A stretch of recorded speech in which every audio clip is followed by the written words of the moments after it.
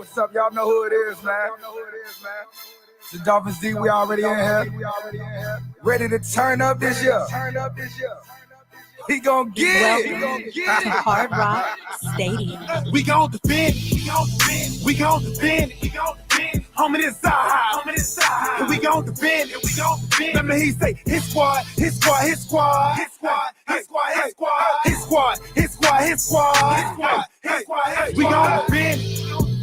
gon' defend. We gon' defend. Homie, this side. We gon' defend. Remember he say his squad. I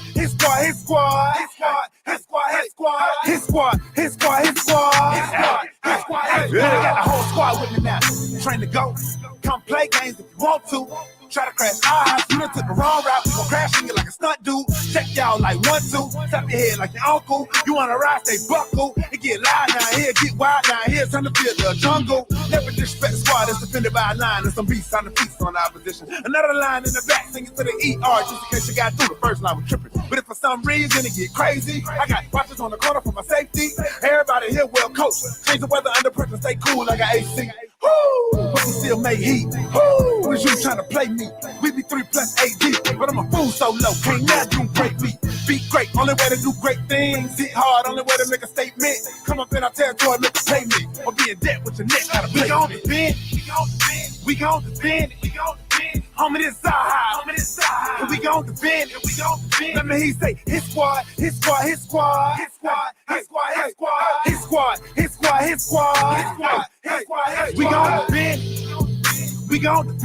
gon' defend. Homie, this side. We gon' defend. Remember he say his squad.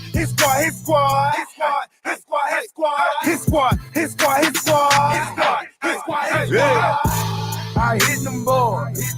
We throw them toys. Y'all saying that QB. We them boys. We the realest. We go gorillas. We out here, homie. You gon' feel us. Don't make me come down. In that box. Like I'm red. I knock your socks. Won't play y'all boys. Cause we some bullies. We'll take your cookies. Cause y'all some rugged. I'm in the building. Me and Shot Jones. We do lane. We don't play zone. We play that man. So guard your hands. I see your eyes. You're scared, we man. We gon' defend. Homie, this side. We gon' defend. Remember he say his squad. We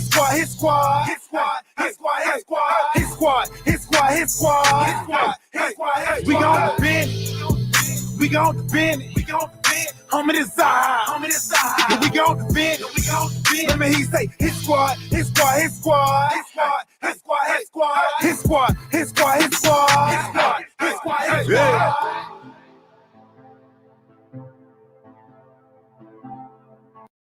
Man, y'all were part of the buffet, boys. Shout out Solo D.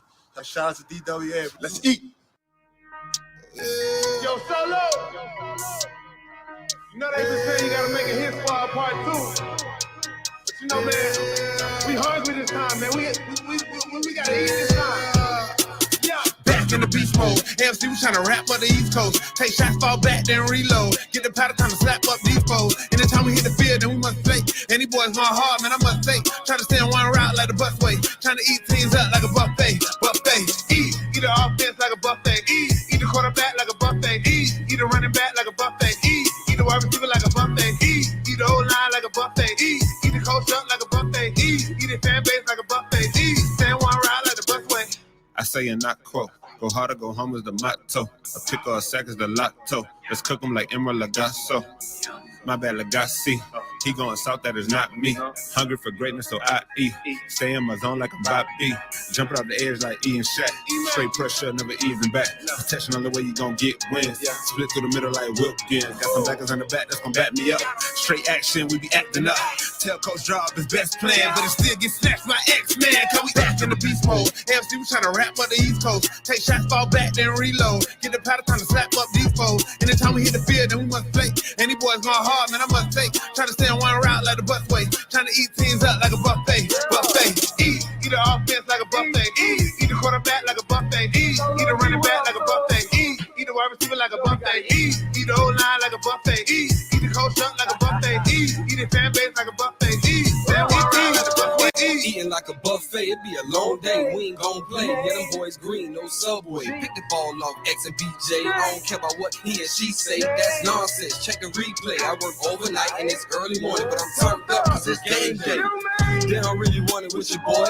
O-line really get destroyed. Ex-Patriot, Cal Van Noy. Put him on his butt, hurt hemorrhoids. What's a grown man to a boy? Jam him at the line, dare you to throw it. Discipline coach Brian Flores. Never getting riled to boys. Fans better pay attention, even social distance. I got a witness and you know we blitzing. But mind your business. Christian Wilkins on the line of scrimmage. Far from timid, pushing to the limit, revving engine. You know we gotta get it, Nick Needham. You know we gonna pick it, Van Ginkle. Take it to the business. Fans up till my life is finished. Say it with my chest cause I meant it. A lie, no why, I admit it. New era, yeah, our division. A win streak, we just keep on winning. So I lose, tell them suck a limit. Bills with the Jets in New England. Miami top dogs where you hear me. Back in the beast mode. AFC, we tryna rap up the East Coast. Take shots, fall back, then reload. Get the powder, tryna slap up these foes. Anytime we hit the field, then we must play. Any boys going hard, man, I must say. Tryna stay on one route like the busway. Tryna eat teams up like a buffet. Buffet. Eat the offense like a buffet.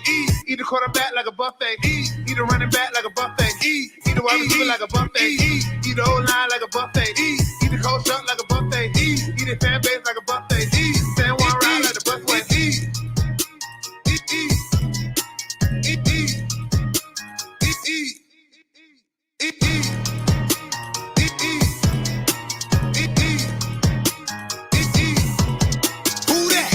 So low, so low, so low, deep. So low, so low, so low, deep.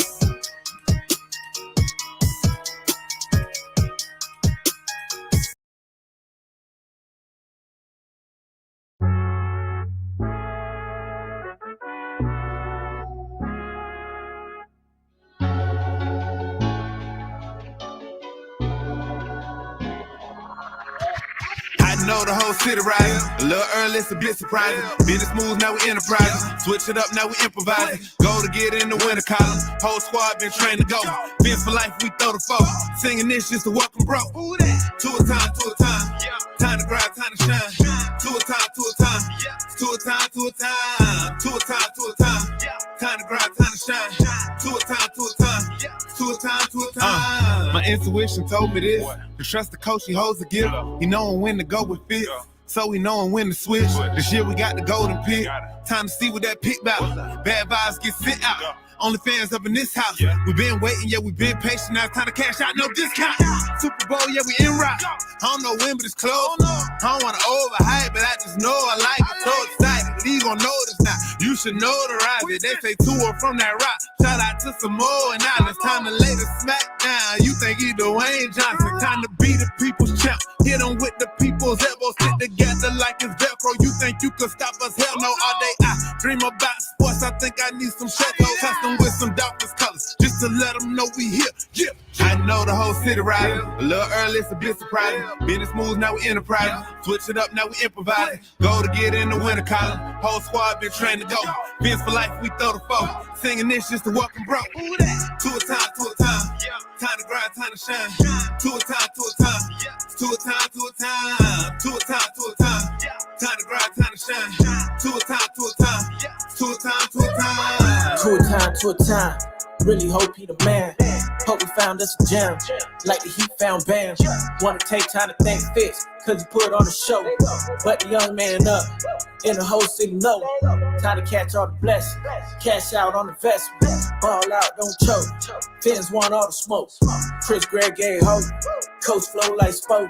Dan Marino still a GOAT, but to a man on go. Watch to a man throw. Watch to a man scope. Watch to a man dishes that we never ever seen before. Fans up, let's win. Born ready for a ring. Maybe 3, 4, 5, 6. It's damn week, use 10. I know the whole city riding. A little early, it's a bit surprising. Business moves, now we enterprising. Switch it up, now we improvising. Go to get in the winter collar. Whole squad been trained to go. Bins for life, we throw the foe. Singing this just to welcome bro. To a time, to a time. Time to grind, time to shine. To a time, to a time. To a time, to a time. To a time, to a time. Time to grind, time to shine. To a time, to a time. To a time, to a time. So low, so low, so low, deep. low, so low, so low, deep.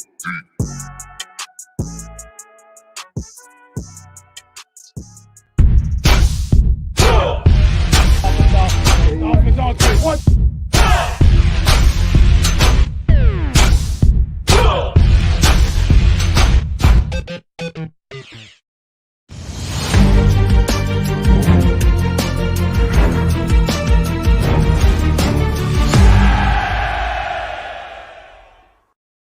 Hey guys, I'm Danny Johnson, CEO at TPP, the Positive Porpoise. I'm Jason Miller from Fins Up SoCal Fan Club. I'm Scott Howell from Atlanta Dolphin Club. Mark Angelo, NorCal Dolphin Club. And you're listening to Clock Blockers, Miami fans' #1 morning show. Run it, run it, run it, run it, run it, run it, run it, run it, run it, run it, run it, run it, run it.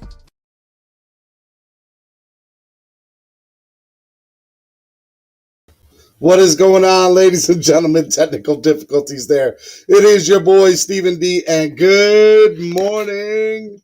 As I try to fix my camera this morning, what is going on? It's another case of the Mondays. That's what I'm going to chalk it up to. It's another case of the Mondays. How's it going, everybody? Super excited that you are here with me this morning.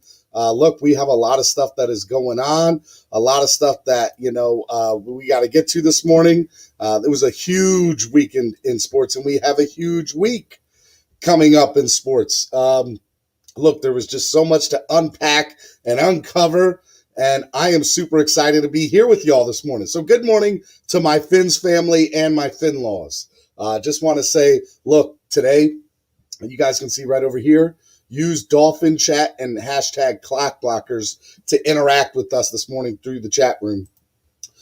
Look, I want to give a huge shout out to everybody on the chat room this morning. Literally, Chef Shu, what's up, my guy? How are you? Shout out to Chef Shu, always giving a shout out to the members club. Give a big shout out to all the members here in a minute. I want to give a big shout out to Stenson O'Flaherty. Good morning to my Fins Up members. Sammy, hello, Sammy. How are you? Love from London. I appreciate the love, Sammy. Bob Young says, morning, Fins fam, 62 days. Super excited. Sammy says, from the East Coast to London and everywhere in between and all around, brother. Big John, what's up, Big John? How's it doing this morning? How's it going? What's up, everybody? Good morning. Look, Anthony, what's up, Anthony? Manzano, I like it. Look, word of mouth says, what's good? Good morning, family. I love you guys. What is going on this morning? Everybody is just, looks like everybody's in a good mood this Monday morning, ready to go. Hey, look, guys, I need y'all to do me a favor. Hit that like button. There's 14 of y'all right now. I need 14 likes. Let's go. Hit that like button. I need you to smack it, tap it, pancake it, whatever it is you do on Monday morning. Make sure you're hitting that like button. Also, make sure you're sharing the link. All right, guys, I need y'all to share the link this morning. We got to get everybody out there, everybody watching. We can't do that without your help. And in order to do that, we say we're the #1 Miami fan morning show, and we need to keep that up with your help. So make sure you guys are doing that.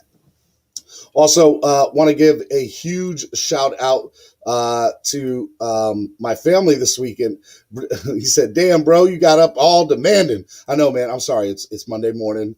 Look, it's been a crazy weekend. My weekend consisted of my brother-in-law flying into town on Thursday night, like very, very late, almost like 1 a.m.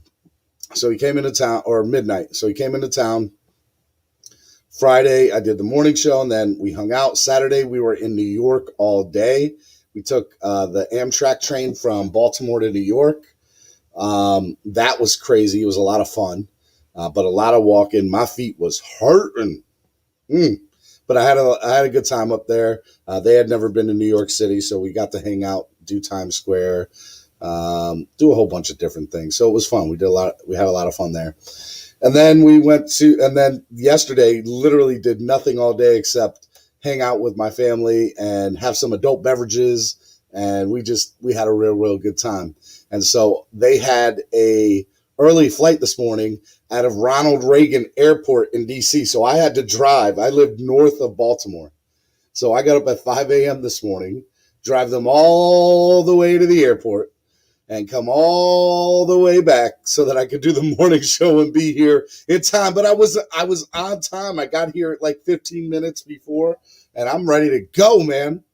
I'm ready to go. I've been up already. I've had my coffee this morning, my breakfast. I'm ready to go. And I'm hanging out with you guys, the number one Miami fan base in the world. That's right. Super excited about that. All right. Couple of other news and notes before we get going. Look, all of the members of the channel, let everybody in the chat room know who you are with your emojis. Sign up to become a member today. We want new FinLaws. We welcome new FinLaws. We want them here. And the best way to do that is to sign up to become a member. When you guys do that, there's different tiers. You get access and exclusive content to different things. So please sign up to become a member. It's absolutely amazing. Once we get enough members on the channel, we're going to start doing,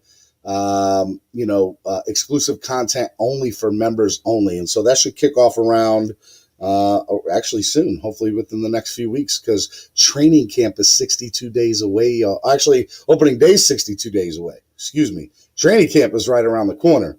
It is July 12th, and training camp is right here. And I know you guys are excited for that. Big shout out to Chef Zhu and Big John putting their emojis in there. If you guys want to sign up and be like Chef Zhu and Big John, make sure you guys do that. Always remember, we have goals every day of what we try to do here at the channel. Get to 100 likes. We're at 12 already. That means we need 88 more. 88 more likes. Let's get to 88 more likes this morning. We got 18 people watching. Always want to try to get over 100. Look, man, we're small and we're growing, and we're doing it with your help. Also, donate to the channel. If you donate to the channel, it's greatly appreciated. It goes to helping our channel grow. So any amount that you give, whether it's $1 or $100 or $50 or $2 or $3.05 for the 305 area code, whatever it is, your donation goes to helping our channel grow.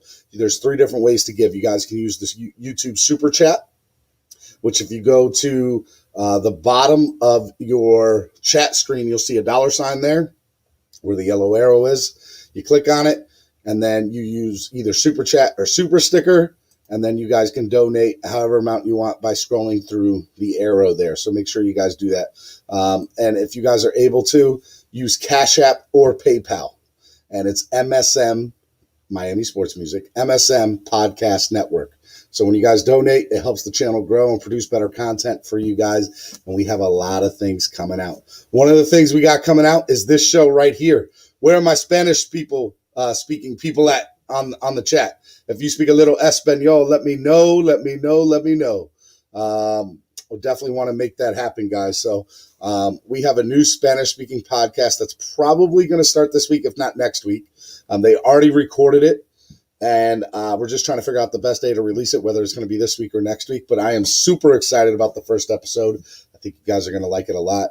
It's really, really cool. It's called Dolphins Podcast at Dolphins Nation, Mexico. Put it on my man Armand, Chochos, and Paris.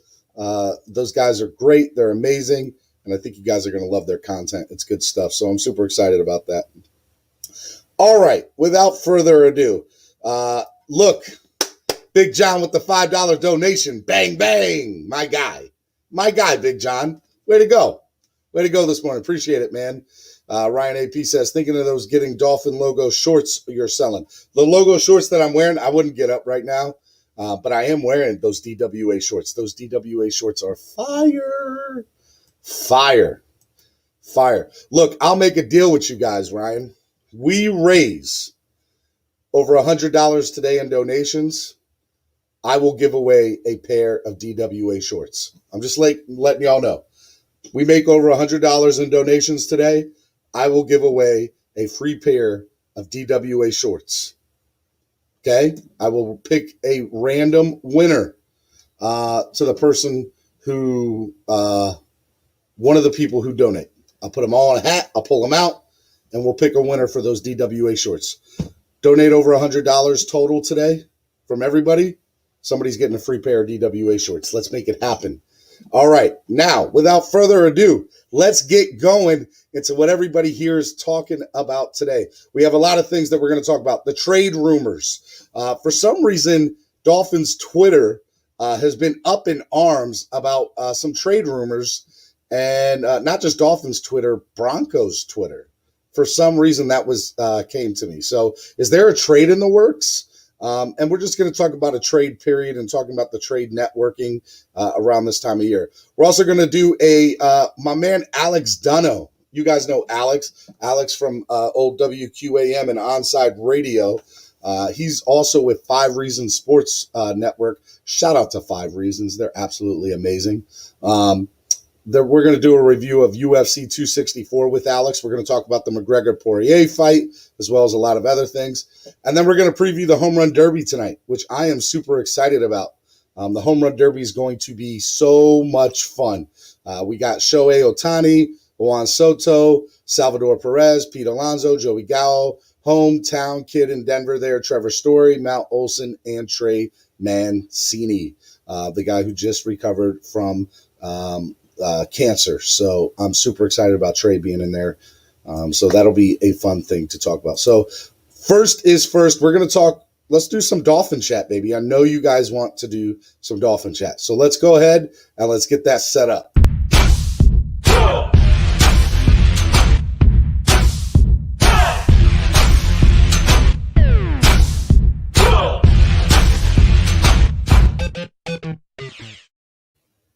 What is going on, ladies and gentlemen? It is your boy, Stephen D, and we are live on Miami Sports Music's podcast network, home of the #1 Miami fan morning show, Clock Blockers. I am your host, Stephen D, and let's get to Dolphin Chat. Guys, use the hashtag Dolphin Chat, use the hashtag Clock Blockers, and let's talk trade rumors this morning. That is what we are talking about. So there's a lot of stuff that has come out, I guess from Denver. I got a text yesterday from Wade O from What Would Shula Do? And he will be on tomorrow co-hosting with me. Shout out to Wade.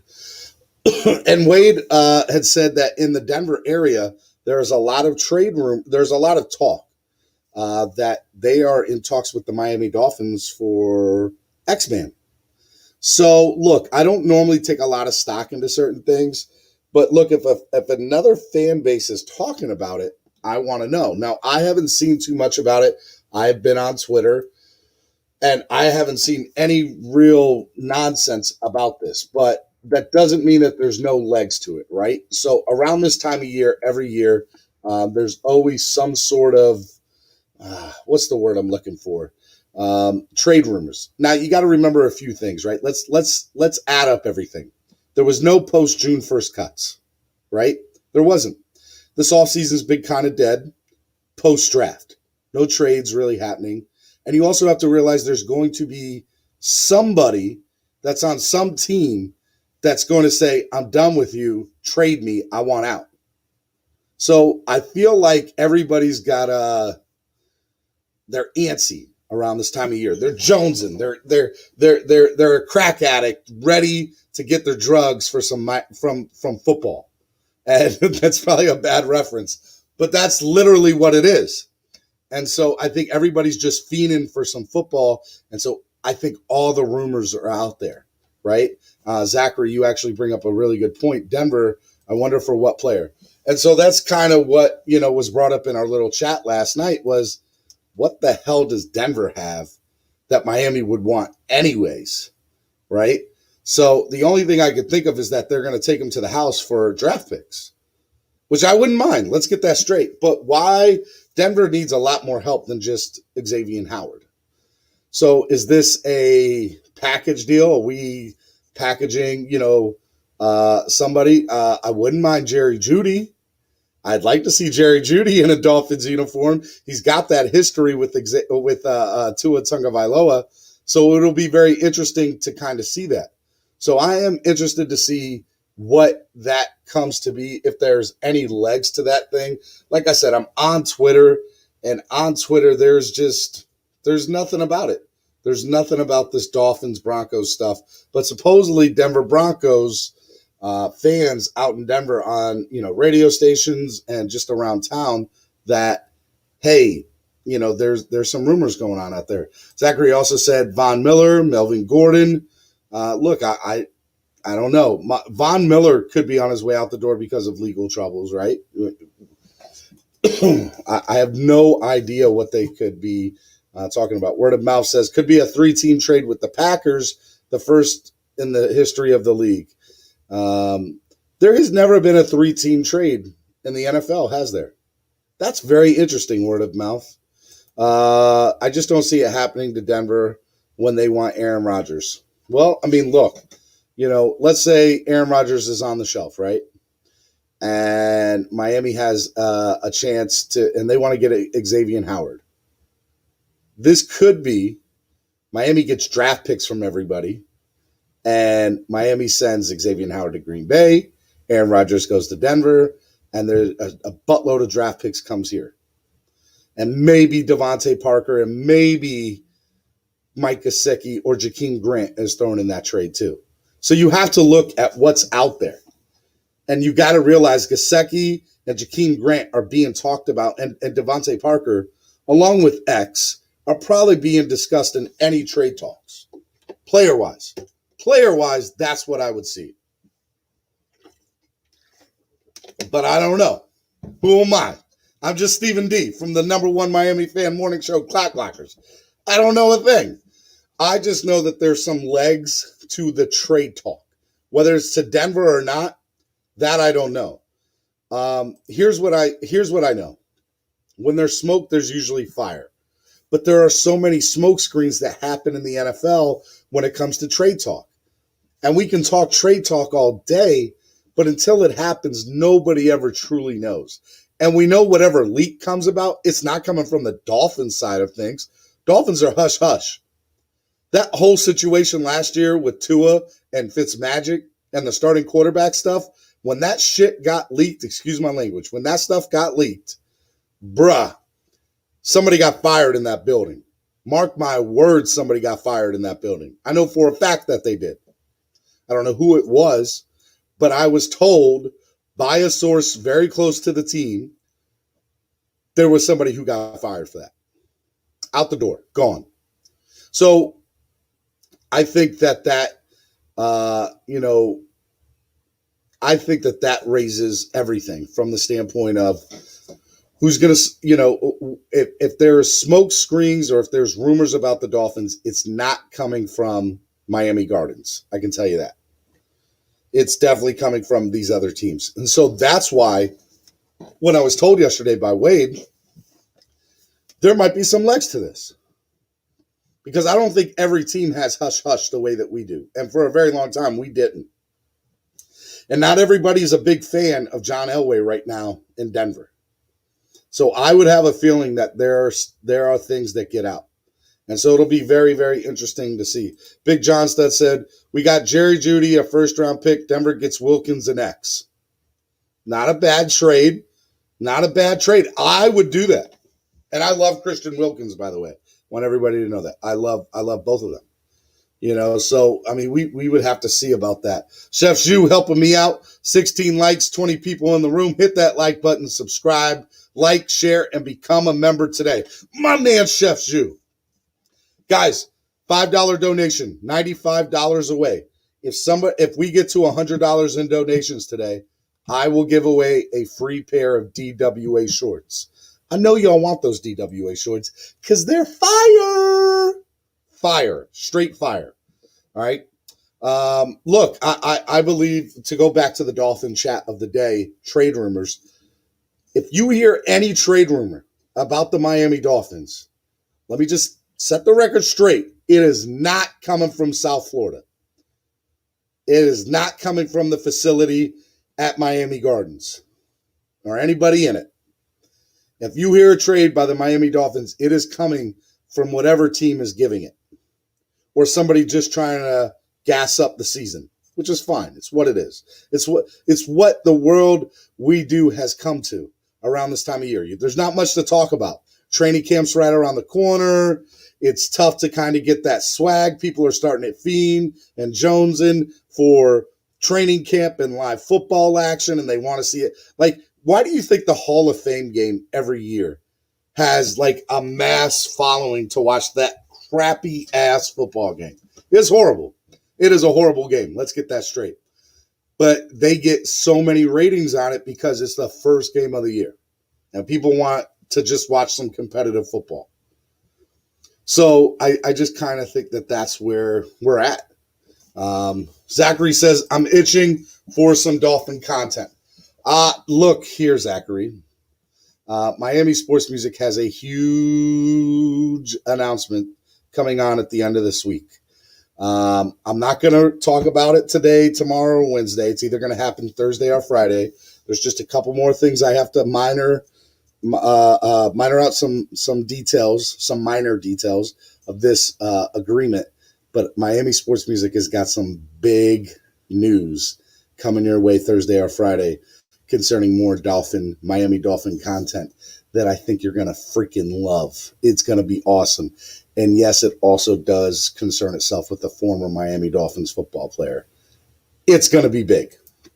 So, look, man, I'm super excited about what we got going on. And just to kind of go back to Dolphins chat for the morning, it's going to be interesting. Joseph Bryant, I agree with you. I don't think that we're trading X. I'm just saying that the trade rumors that are out there, they're not coming from us, and you're going to hear a lot of it over the next couple of weeks. That's the other thing, too. You are going to hear so much about it. So much about it. And it'll be very, very interesting. Nice. You planning on going to Dolphins training camp this year? Zachary, I will not be. But hopefully because of this announcement that I'm going to talk about on Thursday and or Friday, we will have some representatives there for Miami Sports Music at training camp. So that is something that we're looking into, and it's being discussed. So be on the lookout for that, because I would love to have exclusive content directly from training camp. I think it'll be really, really good stuff to be able to do that.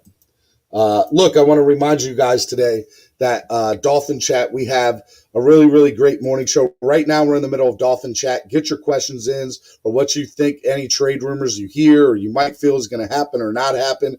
I want to know about it. Use the hashtag Dolphin Chat in the chat, and let's make it happen. Also want to remind you guys this morning, later on, Alex Donno is going to be on with me. We're going to talk a little bit Dolphin Chat, but we're also going to talk about McGregor and Poirier 3. The craziness that happened at UFC 264 over the week. There was a lot of good words with that. A lot of good fights, a lot of good words, a lot of good fights. And then we're also going to preview the Home Run Derby tonight, which I am super excited about. Because, look, I'm a big baseball fan, and this is one of my favorite events of the year, Home Run Derby. So we're going to talk about that. It's going to be awesome. So, yes, it will be good stuff. All right, let's go back to Dolphins chat because look, that's what we do here on Miami Sports Music Podcast Network. We do it. Let's see what you guys have in here. Duke Tomlinson, all the way from Australia, says, "Good morning, Stephen." Here, I got to try to do the accent from Australia. Foster's beer. Good morning, Duke. Duke Tomlinson. That's like a mix of English and Australia. Well, here today with my good friend Duke from Australia. Cheers, mate. Yes, all of that. Hey guys, look, my man Paris. Paris is one of the hosts of your brand new morning show that will be coming on either this week or next week. But Hellfin's Spanish-speaking podcast. Shout out to my man Paris. Guys, it's awesome. You're going to check it out. If you guys speak Spanish, it's going to be a great podcast. It's going to be an amazing podcast. Make sure you guys check that out. What's up, Paris? How you doing this morning? Let's see here. Connor said Dustin was leaving in a stretcher. Connor career is done. All right. Hey, we'll talk about that in a little while. We're going to get to that. Don't you worry. Paris says, in Espanol. In Espanol. Sí, señor. Sí. I am horrible at Spanish. You guys are going to have to teach me so much Spanish. I guess running a Miami Sports Network, I probably should understand a little bit more Spanish than what I do. But I took one semester of Spanish, didn't pay attention at all. Remember the part in Ferris Bueller where he's playing the horn? Dude, only had one lesson in my whole life. Yeah, that's pretty much what I do when it comes to Spanish. Yeah, pretty much. All right, let's see here. Let's get into Dolphin chat, guys. What are your thoughts about trades? Are you guys putting any stock into trade rumors right now? Because if you look at where the trades are in the NFL, it's July 12th. We are days away from training camp opening. And I just feel that what you're going to see is you're going to see so many people talk about this person's on the trade block with this team, and all of these reporters from all over the country, like they need something to write about right now. It is the deadest time of year. NHL finals just finished. NBA finals are over, no matter what you want to call it. Shout out to Phoenix Suns. I said that game's going to go 5. And so did my man, Big John. We both said 5 games, by the way, for Phoenix. So, I mean, look, this is a dead time of year. Baseball's not even playing right now. It's the All-Star game. Baseball's got a lot of black eyes to it right now. You know, Major League Soccer's in the middle of, you know, their season, and it doesn't really get exciting until the playoffs. And we're getting ready for the Olympics that are about to come up, and there's a lot of controversy and stuff over with that. This is the deadest time of year in sports. So I think whatever news you hear, it's tough for me to put stock into it. It really is. Raging Dolphins Maniac says, I do think they will trade X. They have a lot of corners and a couple of big needs at offensive line and running back. I would disagree. Look, center, they do need a big center. Miami needs to address that issue. But as far as everything else with O-line, I'm purely more than satisfied with. We have depth. We're ready to go.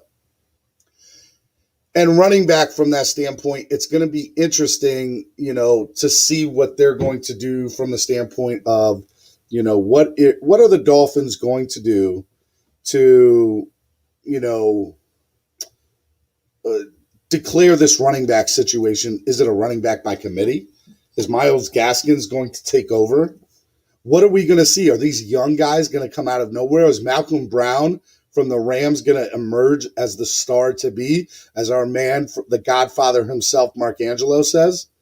I don't know. It'll be interesting to see what happens in the running back room. So I like your view of that, Dolphins Maniac. I don't think they'll trade X. I'll disagree with you there.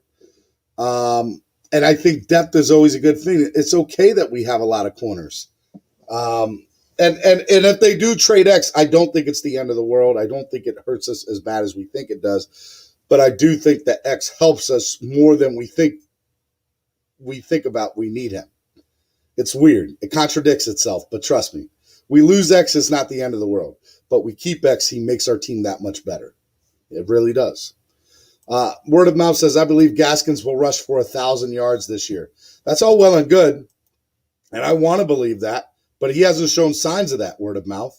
So it's tough to be able to put stock into something when you're sitting there saying, hey, Gaskins is, you know, from the University of Washington. His buddy Ahmed is there with him. Like, what do you do there? What do you do? It'll be very interesting. Walk it like we talk it. Hey, walk it like we talk it. I think you might have had somebody hack your account or has an account very similar to yours and is pretending to be you on YouTube. I don't know if you want to address that or not, but I wanted to let you know that you had somebody on social media pretending to be you, hacked your account. It was not a good look. Go look at that on YouTube, man. But you're a regular to the channel, and I want to let you know. So you're my guy. I want to look out for you. Paris says, I have a hunch Brown will take over. Look, it'll be interesting. I know everybody likes Malcolm Brown, but why didn't he do it in L.A.? If he was that good, why didn't he do it in L.A.? And why was L.A. so quick to get rid of him? They were quick to get rid of him. I hear you, Mark Angelo, Godfather. I hear you. But I just don't see it. I don't see it happening in any way, shape, and form. I feel like if he already had it there, it already would have happened. Brown will thrive without a star running back in his way. Raging, improve the O-line, you automatically improve at running back. You improve at center. I just want you to say center. I don't want you to say O-line. Because I think our O-line is good, bro. I think it's good. And the biggest weakness is the center position. And you can say a lot about the center position from the standpoint of Michael Dieter or the guy with the yips, Matt Skura. I believe it's going to be Skura. There are people in certain areas of the Dolphin fan base that believe Dieter is going to do it. It'll be interesting. Greer is too dumb to upgrade OL. OABAB, how I missed you, good sir. What's up, brother? How are you? Duke from Australia says, Dolphin chat, Dokes, 230 pounds, great blocking into the backfield, Ford Tua's blindside, alongside with Liam Eichenberg, however you say his name. Big John says, I don't think our center is as weak as everybody thinks. If you wouldn't have gotten injured, he was somebody everybody would have. He had the yips, Big John. He had the yips. I understand he got hurt, but that man had a mental aptitude issue. And I said on this show many, many times, it is my biggest fear of this team is the center. Because the play starts and ends with it starts with him. I don't know ends with him, but it starts with him. And it can end very easily with him if he all of a sudden is thinking about his snap more than he's thinking about the person that is in front of them that he needs to block. Bro, we're going to have a problem if that comes to happen with Skura. Because I don't think Dieter's the guy. And a lot of people disagree with me. Dieter's not the answer at center. Love the guy. Love him to death. Great guy, personally. No way he's the answer at center for our team. And if he is, I'll eat my words. I just don't think that he is. So Skura's the guy that we have to lean on. And we got to put all our eggs in his basket. But if he is so wrapped up and if he's going to make a bad snap, it's going to be a weakness. Big John said, yeah, but School had to get after he got injured, not before. I got you. I hear you. I'm just not sold on Skura. I'm not. Now, if Skura shows me in the first 4 or 5 games, hey, bro, we got 3 or 4 100-yard rushers in the first 4 games, right? We're up big, so we're pounding the ball 35, 40 times a game, and he hasn't made a bad snap. Bro, I'll think he is the MVP of the team. You know, CBS Sports came out with who they think the rookie of the year would be on each team. And so Jalen Waddle was the guy that they picked for the Miami Dolphins in the AFC East. And my issue with that, although I think Waddle's great, and I'm changing the subject a little bit here, but it's my show. I can do what I want. Is I think Waddle's not going to get the ball enough. Not because it's not good. It's because we're going to be up so big. And he's also going to have to distribute the ball everywhere else to him. So if we're up big, right, I don't think he gets the touchdowns and the yards he needs because we're going to run the ball a lot, because we're going to be up. And if you're up by 14, 17, 20 points going into the third and fourth quarter, you're not gunslinging the ball, bro. You're pounding that rock. And so that's what I think. That's what I think. Big John said the Dolphins will actually wanted to sign Skura before he got injured and the yips, in case people didn't know. I did not know that, but I'm also not surprised by that. He was one of the top centers in the league before he got the yips. He was. Point blank.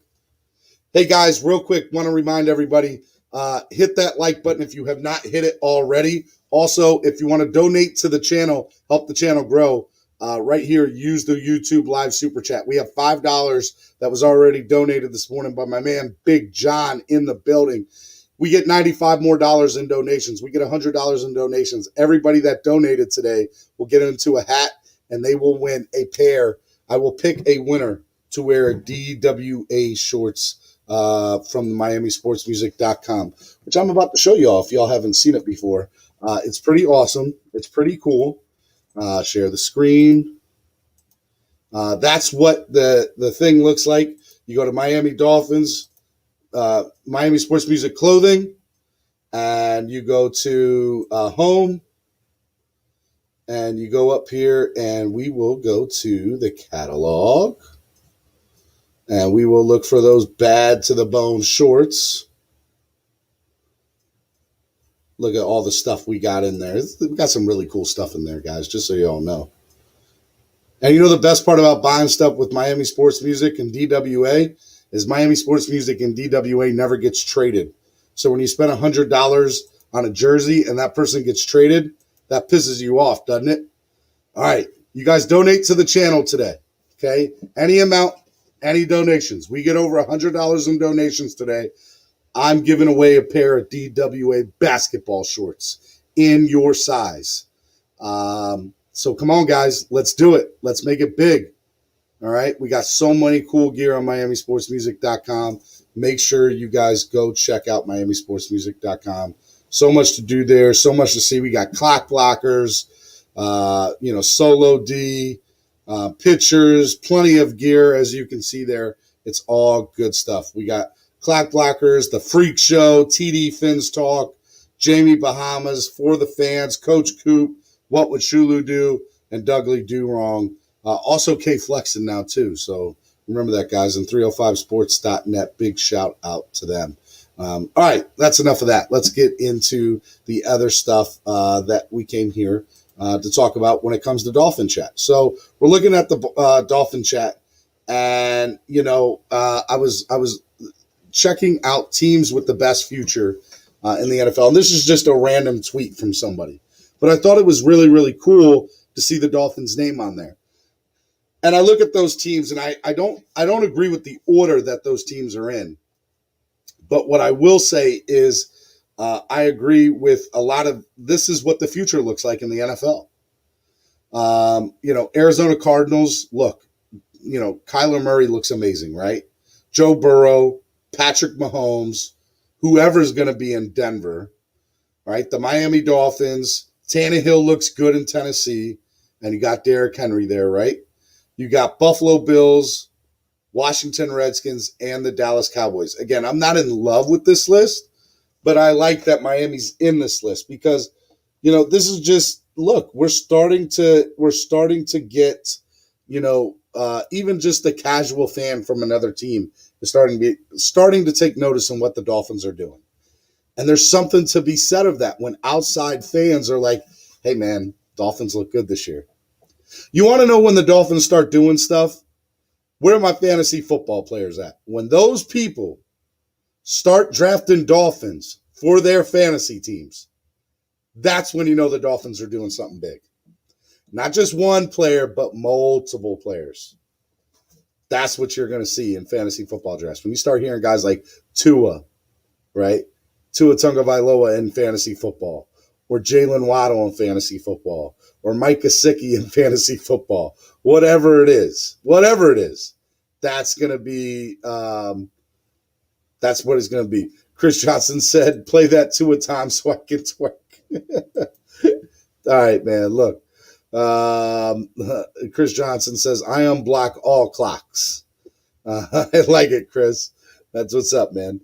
All right, guys. Look, what are your thoughts on what we've talked about so far with Dolphins Chat? We've talked about, trade rumors. We've talked about Matt Skura in the center position. We've talked about, just a lot of different things here. Duke Tomlinson says, trade DVP for a starting center and upgrade Preston Williams to a bigger role. Preston's going to get playing time as long as he's healthy. Remember that. Preston Williams will get a lot of playing time as long as he stays healthy. Because when he's healthy, I think he makes a big acquisition and decision on the field. So that's always a big thing for me. All right, guys, look, without further ado, I do want to bring up to y'all the guest of the day, and I want to talk to you about a lot of different things. We're going to come back to the Dolphin Chat. Do not go away if you're Dolphins fans only, because we got a lot to talk about with Alex Donno, who's going to be my guest here about the Miami Dolphins, but we got a lot to talk about from stuff that's happened over the weekend. So let's go.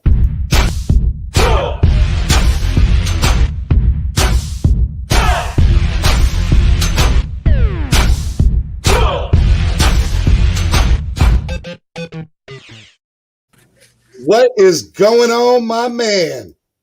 Steven, how you doing, man? I'm doing well. As you can hear, I don't have a lot of voice left because on Saturday night I'm yelling and screaming during UFC 264. And then on Sunday afternoon, I'm rooting for Italy in the Euro final, which was absolutely insane. And I'm at a restaurant and I'm screaming my lungs off. So I'm lucky I have this much voice left today. This was an incredible weekend for me. See, I told you to come on Friday. You didn't know that you were going to not have a voice today. Yeah.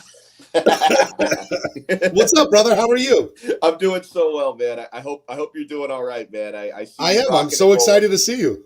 Yeah, I'm so excited to see you too, man. I'm oh, you're just saying that. You're just pumping my head up, Alex. All right, look, man. There is so much to get to today. All right, so let's talk about what I really wanted you to come on here for us, and that's UFC 264. UFC 264 was big. We had a lot of things to kind of talk about. From the standpoint of looking at, this fight between Conor McGregor and Poirier, and seeing, McGregor come off in a splint, and, just how he looked throughout that whole fight up until the end of the first round. And I say the whole fight, it was one round. But it was very interesting. And then I even want to talk about, if you watch the whole fight card, which it sounds like you did, bro, this fight was amazing. Sugar Sean O'Malley, who's my favorite fighter in the UFC right now. This kid he fought was unreal. So, but all right, let's kind of go in order. So first things first, let's talk about that O'Malley fight. Let's talk about Sugar Sean O'Malley. Sugar Sean O'Malley from 14-1, had a third round TKO. The fight was pretty much over. And then you see, Chris Matuno, who took this fight on 11 days' notice. 11 days. And came in, and everybody thought, okay, this guy's crazy. He's ffighting one of the best up-and-coming UFC fighters in the bantamweight division. And, dude, he took some punches. Man. Tell me what your thoughts were about Sean O'Malley and Chris Matuno fight. Dude, it was an epic fight. And the amazing thing about it with Mutino was this guy is a virtual unknown. Like you said, he took the fight on 11 days' notice because it was supposed to be Louis Smolka, who got a staph infection, who had to drop out of the fight. I was actually impressed that O'Malley even accepted a fight with the replacement guy who nobody had heard of on short notice, because that's a risk, dude. Like, I understand that he wants, because if you get knocked out by a nobody, that's going to hurt your... Exactly. It's going to hurt your stock, right? I mean, if Louis Smolka had beaten him, then that doesn't hurt your stock as much because that's an established guy. But if you get beaten by, an unknown, then that could really hurt your stock. So kudos to O'Malley for actually going through with the fight. And obviously he wanted to get paid. He didn't want to push it back for a month or two and fight somebody else. And then, dude, it ended up just being an all-out freaking war. And Mutino was able to take, like you said, so much punishment, give a lot of it back. You had the green hair versus, the pinkish, purple, violet hair, whatever it was. So it was like a collage of colors just watching that fight. But dude, I was really happy to hear you say that Sean O'Malley was your favorite fighter. He's up there for me because this guy always brings it. He's so lanky. His striking style is so unconventional. He landed 72% of his strikes. Which should, when you're landing 72% of your strikes, your opponent really has no business lasting for 3 full rounds in the fight. So that is a huge, huge up. I mean, look at this. Mutino. I mean, this guy's face was, it was done in. Yeah. Look at that. I mean, it looks gory. God. He looks like Rocky Balboa at the end of every. Hey, yo, Adrian. So, yeah, seriously, that's what it looked like. And the bottom line is, like, the gamble paid off for O'Malley. This is a guy with confidence in himself. And, like, even though, like, before the fight, I would have thought, and I actually, this was one of the fights on this card that I did not bet on because O'Malley was such a gigantic You were scared. A lot of bettors were scared on this fight. Okay. Well, and, like, I guess I could have thought about maybe going with some prop bets, right? And but I didn't. Like, O'Malley on the money line was crazy. It was like minus 1,000, so it wasn't worth. I would have loved to see where the money was TKO first round. or that, KO that was first the round. thing. Like, if I was going to bet on anything in that fight, which I ended up staying away from, because I'm not a huge fan of props. Like, I don't go as deep as some people do. But if I was going to bet something on that fight, I probably would have bet a prop on O'Malley finishing the fight relatively quickly. So the fact that Moutinho was able to take it 3 rounds, I was not expecting that, and that ended up being, one of probably the fight of the night and what was a pretty awesome card. It was an amazing card. The second card that was up were the ladies. The ladies were Irene Aldana, who I thought was really impressive, and Yana Kunskaya. Look, Irene Aldana in the women's bantamweight is 13-6. She had a KO TKO in the first round. It wasn't much of a fight at all. No, and it had to feel. I think that those were the second biggest odds on the card. Like Irene Aldana, we knew she was going to crush her opponent. Like that was one of those. It wasn't quite as hefty as the Sean O'Malley odds, but I think that was like the second longest odds on the card. So that one pretty much went to the script. Yeah, definitely. I want to see somebody come up and challenge Amanda Nunes, who, by the way, I'm a huge fan of, and is also a big Miami Dolphins fan. Okay, but I don't see anybody challenging her at all, and it's tough. I don't really see, like, there's Thug Rose, who I like a lot. There's Amanda Nunes. But there's not too many other women that are making their name out there at the moment yet. And I know that there are, don't get me wrong. Yeah. But like mainstream media, those are the two that come to mind. Yeah. And there have been a lot like throughout the years, but a lot that are no longer active. Like, the OG who put women's MMA on the map, like Ronda Rousey. Ago. Well, Gina Carano even before that. That too, yeah. Yeah, Gina Carano was the OG. Ronda Rousey took it to the next freaking level. Yep. And all throughout that time, like the woman that I would have said for years before she lost to Amanda, I was telling people for like a decade that Chris Cyborg, who's still active, just not in the UFC, that she was the baddest woman on the planet. But Amanda took that crown from her, rightfully so, because she beat her up. Cyborg, I would have liked to seen Cyborg versus Ronda in their heyday together. Yeah, that would have been something. And dude, Cyborg would have destroyed Ronda. Kind of the same way. I don't disagree, but I would have liked to see the fight. Yeah, I would have loved it as well, because that was the fight, honestly. That fight could have happened, except Ronda did not want it, so she was being because she knew what was going to happen. She knew what was going to happen. So she was playing politics like over the weight, because Cyborg's a little bit bigger than her. She's bigger than most female fighters. So she cuts a lot of weight. And so like Cyborg wanted to fight her, I guess, at 145 pounds, but Ronda was fighting at 135. So Ronda was like, oh, I'll only fight her if she cuts to 135. She wouldn't go up to 145. She wouldn't meet her in the middle, because she knew that she was playing politics. Like, she knew if she had taken that fight, it would not have gone well for her whatsoever. Not at all. All right, next fight I want to talk about on the card was my man Tai Tuivasa. Bingo. And Greg Hardy, former NFL football player for the Dallas Cowboys and the Carolina Panthers. Greg has actually shown a lot of improvement with each fight that I believe he's done, but he fought a really good guy in Tai Tuivasa. It was a first-round knockout. Believe it or not, I know it was a first-round knockout. I think Greg Hardy improved from the last time he fought. But this guy, Tai Tuivasa, this kid is fun, bro. He is hilarious. Like, looking at what's been going on, I want to share the screen here because it's just too funny not to share. Looking at, here we go. This guy, when he wins, takes a shoe. The shoey. Fills it up with beer and does a shot and then throws it back to the person. That's so disgusting, but so cool all at the same time. Like, I mean, the memes that were on Twitter, like, look at Stone Cold. Like, to me, that's what you saw. It was great. It was absolutely amazing. And I like the kid. Tell me what you thought of this fight and the fighter.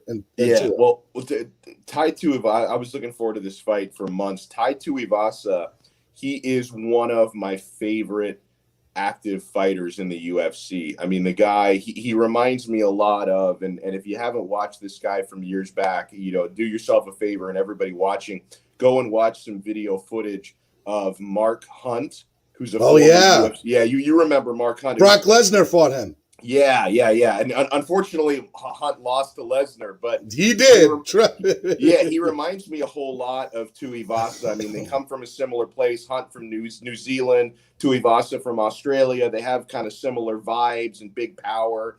And dude, like Tuivasa, just he is like people look at him. Oh, that's the guy who drinks beer out of the shoes, which is a funny gimmick. But he's also one of the best heavyweights on the planet. Like he's got the muffin top. He's kind of got a dad bod, so he doesn't look like a whole lot, but he has really great technique. He knows when to brawl, and he also knows when to make a fight technical. Like he's a very technical brawler. So kind of the difference between the two guys where I looked at it in this fight was Greg Hardy is basically just a brawler, period. And I do take what you say. He's gotten a little bit better, which is fine. He's just not on Tuivasa's level because Hardy. He's not a UFC level. Right. Because Hardy he relies on his athleticism and his power, right? Whereas Tuivasa he's got the power, but he's also got the technique, and he's got a granite chin, right? And so Greg Hardy, he hits very hard, but I knew coming into this fight that Tuivasa would be able to take Hardy's best shot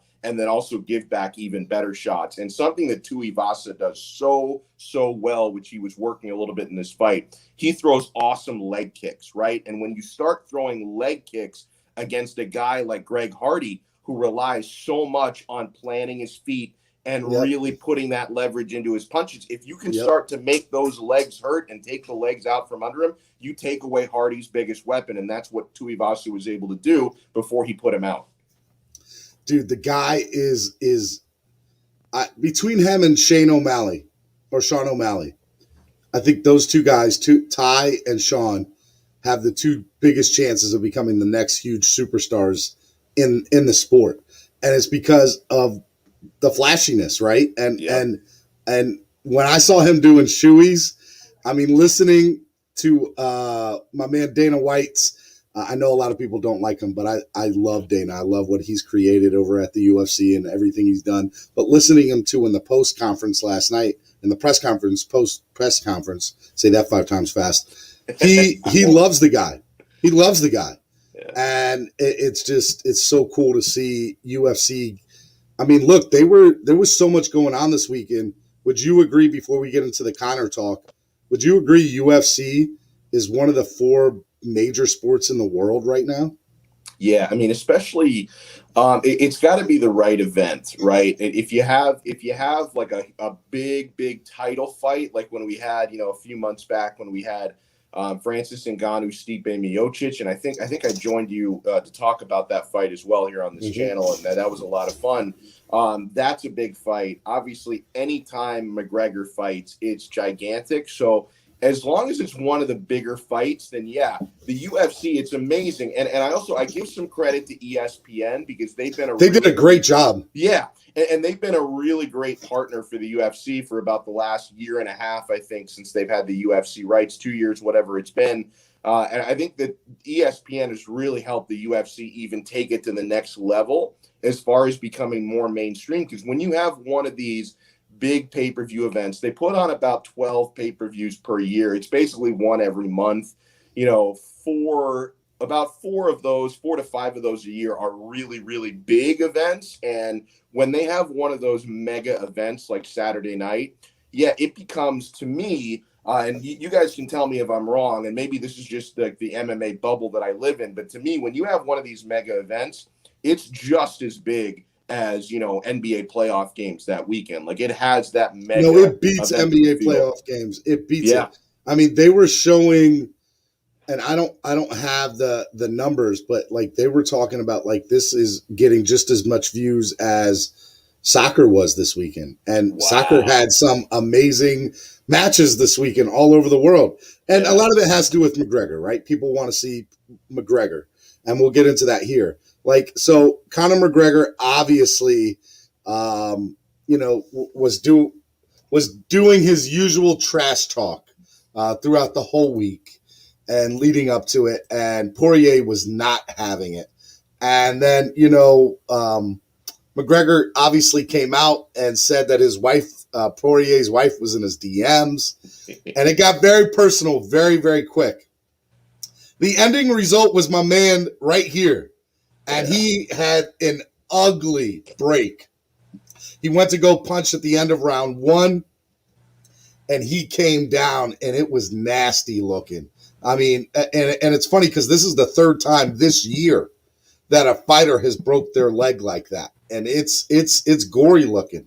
But from the standpoint, McGregor was in there, but I mean, he left out in a stretcher. So, what did you think about this fight? What are your thoughts of everything? I don't want to sway your thoughts one way or another.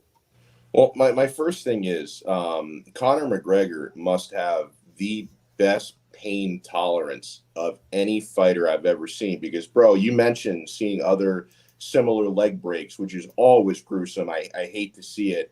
I don't think I've ever seen someone tolerate the pain that comes with snapping your freaking leg the way that Conor McGregor did. Like, I saw it happen. Nasty. I saw it happen, and obviously I'm sure like every leg break is different. People's bodies react differently. Like, when I've seen that happen before to Chris Weidman, it's like, my God. When I saw it happen before to Anderson Silva, like, they can't speak. Like, Conor McGregor snaps his freaking leg in half, and he's like, he's trash talking to the referee. He's like, oh, make it, like, he wanted to make sure that would go down as a medical stoppage and not a heard him. knockout. You heard the thing was close. He was like, say that was a medical stoppage. Like, he was adamant being on the floor that was going to be the Which call. is like, dude, if I had just had my tibia broken in half, that's the last thing on my mind. But McGregor, like, he clearly tolerates pain very well. Because in the history books, it's not going to go down as a knockout or anything. It's going to go down that after one round, the doctor said I couldn't go no more. Exactly. I couldn't do it. Exactly. No. So first things first. I mean, he's an absolute warrior, because I've seen fighters over the years suffer similar injuries, and they're screaming in pain, and this guy is like just chilling still. He did a post-interview fight with Joe Rogan. Yeah, that's right. Yeah, which I never would expect to see that with an injury like that. It's unfortunate that the fight had to end that way, because Dustin Poirier was taking it to him. Like, Poirier, he would have won that fight, I believe. We don't know that, Alex. We don't know that. But, I mean, that's the story, and I'm sticking to it. Okay. We don't know that for sure, but it was trending in that direction, because Poirier, I thought, was looking even better than he looked in the second fight back in January, because in the second fight, and I did a lot of film study on that before the third fight, in the second fight, it was primarily in the stand-up. Poirier did take Conor down once very early in the fight before McGregor was tired, so he bounced back from that pretty quickly. But it was mostly a striking match. And in the second fight, the key to victory, kind of the cheat code to victory, and kudos for the strategy, was Poirier landing those calf kicks that were really debilitating. But when it came to just throwing punches, in the second fight, McGregor was landing the better head strikes. It was just the calf kicks that made the difference. In the third fight, I thought Poirier had a completely superior game plan, because he was aggressive. He was attacking the legs, but he was also attacking from the clinch to wear McGregor down. His hands looked fantastic. So I thought Poirier, and the fight was too brief, and the way that it ended was not really fair, because we didn't get to see it unfold truly. But Poirier, I thought, was executing his game plan perfectly in that third fight before that injury, and it was trending towards him winning the fight. And so now, like, the question is, what happens next? Okay, because the fight ended in an unusual manner, and it seems to me like McGregor, he may have to take a year off with this injury. I don't know how long he's going to be sidelined, but he's gonna come back from this. Like, this is not going to be a career ender for him. I don't think it is either, and I think that, listening to the press conference last night by Dana White, Dana was very adamant that there's going to be a rematch. So here's what's going to happen, right? Yeah. Let me reset, because now we got to talk about what's coming up. Number one, if you're watching right now and you haven't hit that like button, smash it. What you're doing. Tell them to hit it, Alex. Smash that like button, man. Give us some love here. I mean, we're working our butts off to bring you guys content. Let's go. See, this is why I like Alex. Alex knows what the deal is. Guys, I also want to remind you too, okay? So this morning, if you donate to the channel, you are going to, if we get over $100 in donations, right now we are not there. We're not close. But if we get over $100 in donations, I'm going to give away to anybody who donated a pair of DWA Dolphin shorts. These DWA basketball shorts that I believe you have, don't you, my man? I love them. And you know who else loves them? My kid. Well, whenever I have those shorts on, my son is like, "Oh, what are those shorts, Dad? Is that the Dolphins?" And he loves it. And you got to tell him it's Solo D. It's DWA. Solo D. Yeah. Dolphins with attitude. All day, baby. So if you guys donate to the channel, you guys can do it through the Super Chat, the Cash App, or PayPal, MSM Podcast Network. Go ahead and donate. We raise over $100 today in donations.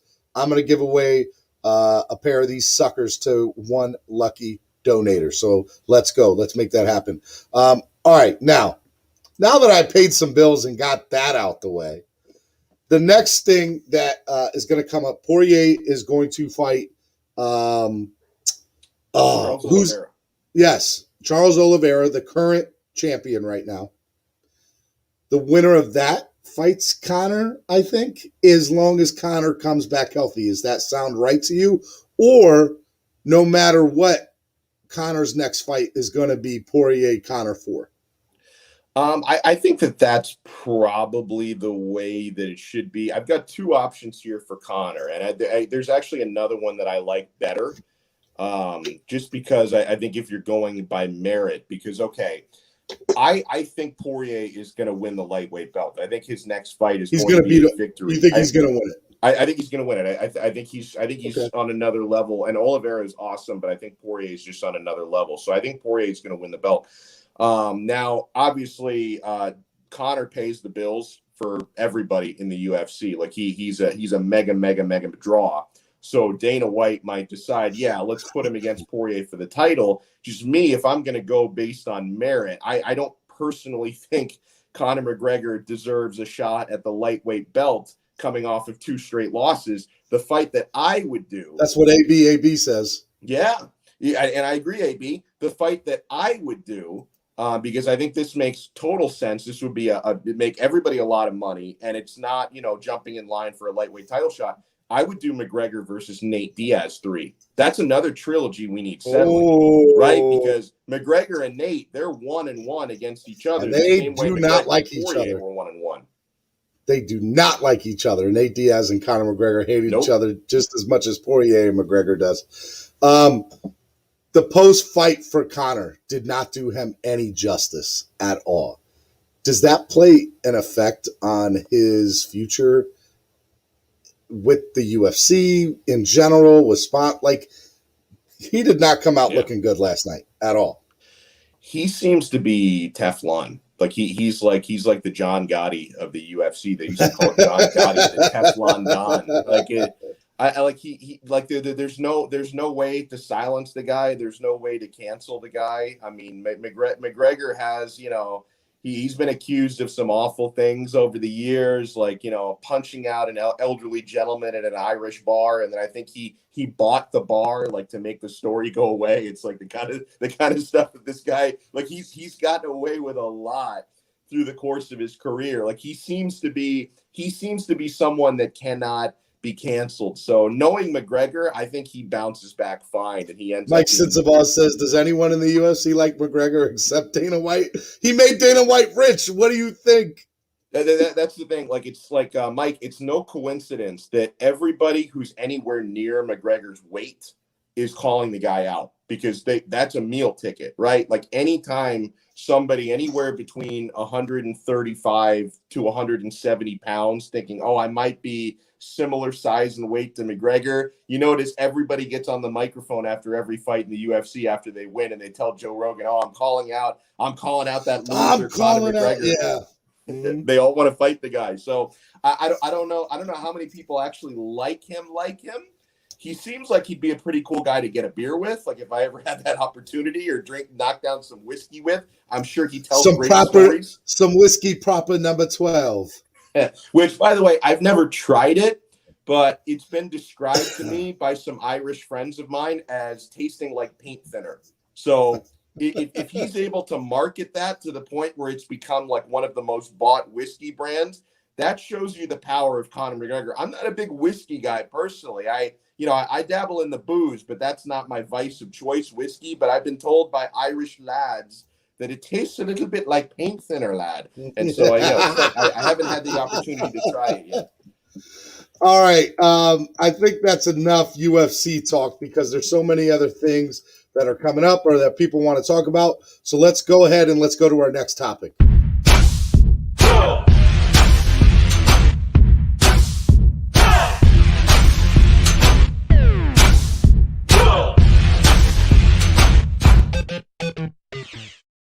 All right, this is the Miami Fans #1 morning show on the #1 network made for the fans, by the fans, Miami Sports Music Podcast Network's Clock Blockers. I am your host, Stephen D. Alongside me, I have my main man, my good friend, Mr. Alex Donno. Alex, man, so tonight is the Home Run Derby, okay? And I'm a huge baseball fan. I know you like baseball. What are you like? Who are you excited to see tonight? Like, are you going to watch? How are you going to watch it? Like, I'm going to be in front of my TV at 8 p.m. ready to go because to me it is like one of my favorite things of the year. You got Shohei Ohtani, who we could talk about for hours alone. Juan Soto, Salvador Perez, Pete Alonso, Joey Gallo, Trevor Story, Matt Olson, and the cancer survivor Trey Mancini. Yeah. Who do you got, man? What do you like? Who are you looking forward for?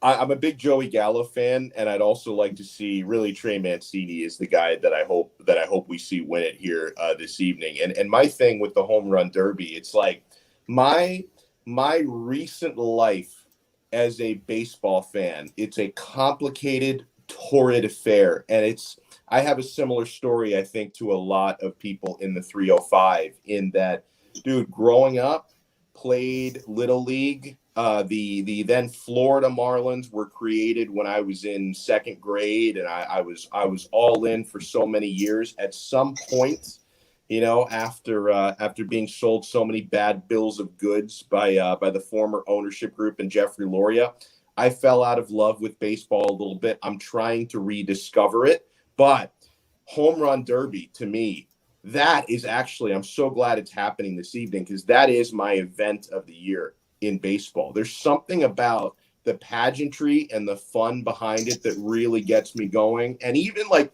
the All-Star game itself, it was a lot more magical when I was a kid because back then you didn't have so many guys on TV and there was no interleague play at that point. So it's like, oh, this is like the first time you get to see outside of the World Series. I mean, the one thing that comes to mind is Cal Ripken moving over to third base or shortstop.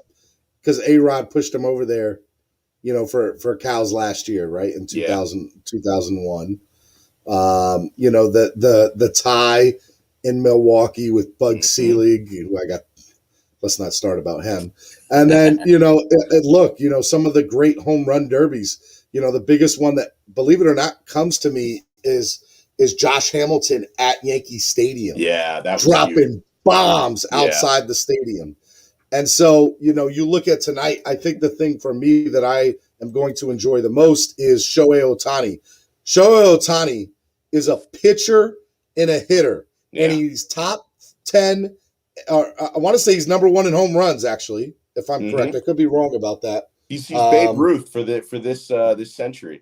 He's #1. He's got 33 home runs this year. He leads baseball in home runs, and he's also top 10 pitcher in the league. That's amazing. You have never in your life known, with the exception of Babe Ruth, a player to do that. Not in my life. It wasn't in my life either. So, look, seeing guys like Shohei Ohtani, Joey Gallo, Matt Olson, you got some really good names. And there's some names on the list that aren't here. Kyle Schwarber. Would have been nice to see Ronald Acuna, who went down with a season-ending injury this week that just looked bad. I mean, he was on the sidelines crying, getting like as soon as you saw his face and him in tears, Acuna's, he was done. He knew what it was. players know when they're hurt. They know their bodies. And you can tell a lot by a player's reaction when it's not good, right?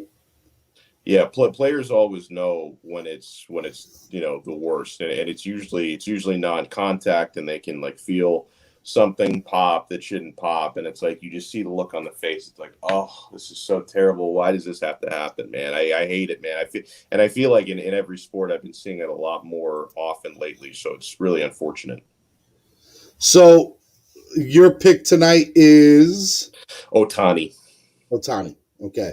I think it's going to come down to Ohtani and either Trevor Story or Trey Mancini. Nice. Which either way would be fine with me, right? And then the question is, who do I want to win out of those three? Because you got Ohtani, who I think is the most intriguing player in all of sports right now. Yes. Baseball needs to do a better job of marketing. That's a whole other conversation for another day. Trevor Story would be the hometown kid in Denver there, in Colorado. And then Trey Mancini, who just survived cancer. I know. I'd love to see him win it. I mean, all those three would be amazing to me. One of those three, to me, I'm a happy camper watching the Home Run Derby tonight. Yeah, I've always been a Joey Gallo fan for some reason, so I wouldn't mind seeing. He's got pop. He's got pop, man. He does. Look, Chisholm made the All-Star team, or not Chisholm. Rogers. Made the All-Star team. I would have liked to see Chisholm make. Yes, he should have made the All-Star team. He should have. But tell me about from the standpoint of the Miami Marlins. What do you think they're going to do in the second half this year? I just hope that they are buyers, not sellers. But I really think that this Marlins team, it's like I don't have a whole lot of expectation for the rest of this year, and even for next year. But I do for next year, not for this year. I you know what you're right about that. I should be fair to next year because this team, they are loaded with so much young talent, and it's like and that's one thing when I talked about kind of losing my love for the Marlins in baseball during, the Jeffrey Loria era. Jeter and Sherman and what they're doing, Kim Ang, what they're doing it's helping bringing me back because they're actually building the farm system the right way. And it was one of the things that was so frustrating, during previous ownership was even though they had so many fire sales and made so many trades, you would have thought with all those fire sales, they must be stacking the minor leagues, right? No, they had one of the worst farm systems in baseball. They never did a good job with that, ever. Yeah. They were like second worst, whatever those metrics and rankings people use, but they were like second worst, farm system talent a few years ago before Jeter and Sherman took over, and they've actually been building it from the ground up the right way. So you're right. Rogers is a good, tipping point. He's a rookie. The kid looked great. And I remember his Major League debut. I did like 20 minutes on the kid on the morning show the day after his win because he was just so impressive. He had only pitched 5 innings his first game, but he got the win. He looked good. It was great. And so, I think it was interesting to see from that standpoint. So and they've got the arms for the future. I mean, for the next few years, they're going to have one of the better pitching rotations in baseball. And so. Yeah. So like you said, I really shouldn't have said not to have hope for next year because you're right. Next year, I think they're really going to compete. They're on the up and up. They're on the up and up. Yeah. No doubt about it. All right. Let's go ahead and let's go to the last topic because I think people really want to talk about this above all else.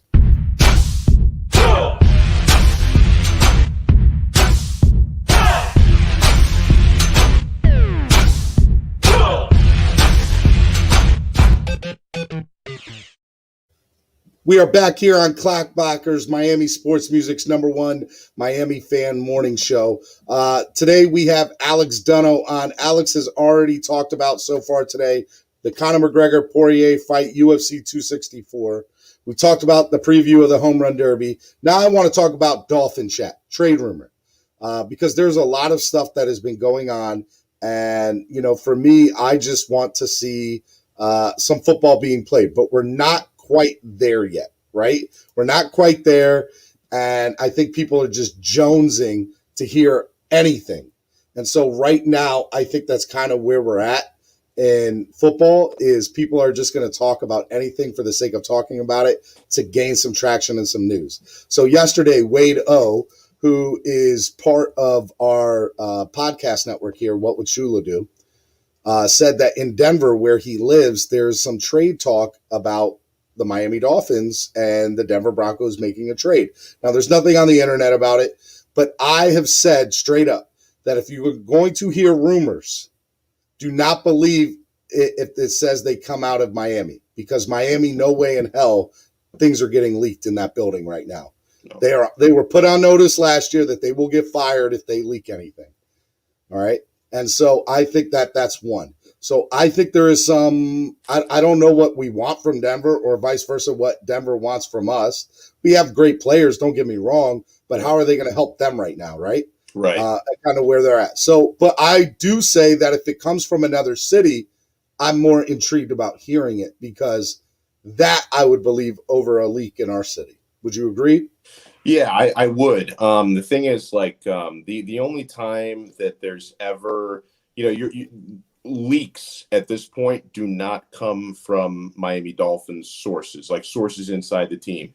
The only time you ever get, reliable reports is if it's something they want the media to know. And I don't see why they would want the media to know that, there may be something cooking with Denver. Like, just to make me, like, if you ever see someone like a Schefter or one of the big reporters say, hey, a league source tells me the Dolphins want to trade this, that, and the other, when they use that term, a league source, that probably means it's something the Dolphins want out there. This does not fall into that category, and they don't do rumors, right? If it's a league source report, that means, hey, this deal is going to be consummated today, and that's not happening here. So it's probably somebody in Denver who heard something, because I see, Steven, and I'm sure you see this all the time, because you and I talk to a lot of people who are like, want to be newsbreakers, right? Because I don't pretend to be a newsbreaker, right? Like I'm a pundit. I break things down once in a blue moon.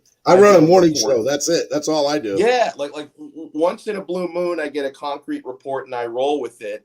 But there are a lot of posers out there who are trying to make a name for themselves by saying, hey, I know this, that, and the other. I'm gonna build my Twitter following. So somebody in Denver probably talked to some poser in Miami who says, oh no, bro, I live here. I go down to the practices. I'm connected.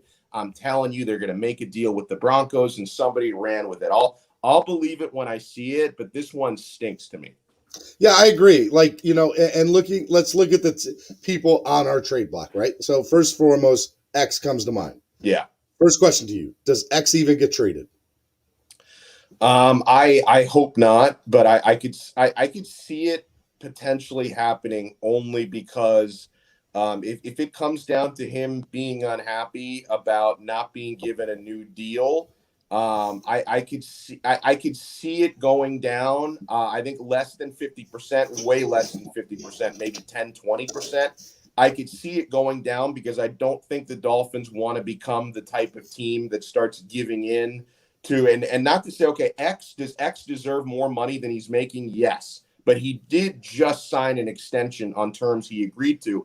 And if players are going to start demanding more money when they're under contract every time they have a good season, and the Dolphins give into that, you're opening up Pandora's box, right? And it's just something you have to avoid at all costs. Like I look at a well-run organization through the years, like the Pittsburgh Steelers. They don't play those games. The New England Patriots, they don't play those games. They don't give a guy an extension every time they think they deserve more money. I would agree with you 99.9% of the time. Mm-hmm. Here's why I'm not 100% on board with that this time. Okay. I believe that a player should go get their money. I'm all about the players getting their money, which I think you are too. You and I know enough players that, or at least have had conversations with enough players to be like, you know what? I get it. I know why you guys want X dollar instead of X dollar. It makes sense to me. If you work at Walmart and you make $15 an hour, and the guy who's doing the same thing as you, or the lady doing the same thing as you, makes $5 an hour more and does less work, and you know that you're a better employee, you want to get paid what they're making. Yeah. I get it. Now, from your standpoint of precedent, is this going to set a precedent? I would think if it was any other player on the Miami Dolphins roster, it would. But I also think that we're talking about the best player at his position in the entire NFL, arguably. Yeah. And so if you can walk into your GM office, demand that, and your DM comes back, are you the best player at your position in the NFL? If it's anything less than yes, if the answer is anything less than yes, walk out, do a 180. You're not coming in. Yeah. But X can say that he's the best player at the NFL at his position. He can argue that. The numbers are there prove it. Okay? And so with that being said, I feel that Xavier would not set a precedent for the rest of the NFL. I think he would be the exception to the rule, is how I would put it. And so I hope you're right about that. That's what I think would happen. I still think that he should have because how long ago was it that he got his latest extension? It was last season. It was last season. So okay, so then he should have gambled on himself and said, okay, he did. Whatever they're offering, he got double-digit interceptions. I'm going to go out there and ball on being the best in the league. Then I'm going to get a new contract next year, not this year. I can't be signing this guy to a new deal every year. He did. And then when you go out with somebody who's the opposite of you and he's making $2 million more, bro, I just did double-digit interceptions. That does not happen. I shut people down. Like there's a reason that players are coming to me. First of all, the defense, the secondary in Miami is great. Let's get that straight. Yeah. So there's a reason that they're throwing to him his way, because there's other great shutdown corners too on our team. But with that being said, X gets the job done. There's a handful of times over the last 2 or 3 years when he's played, and that's the other problem to this, him being healthy. Exactly. Right? Exactly. And that's fair, and that helps my point. But I will, to be fair, to play devil's advocate from my own point and agree with you on this, because this to me, this is not a one thing or the other issue. There's a lot of nuance and a lot of gray area here. I will say, and this is the reason why in the NFL, I tend to support the players more than any other leagues, and why I can understand where X is coming from and where his agent is coming from wanting more money now.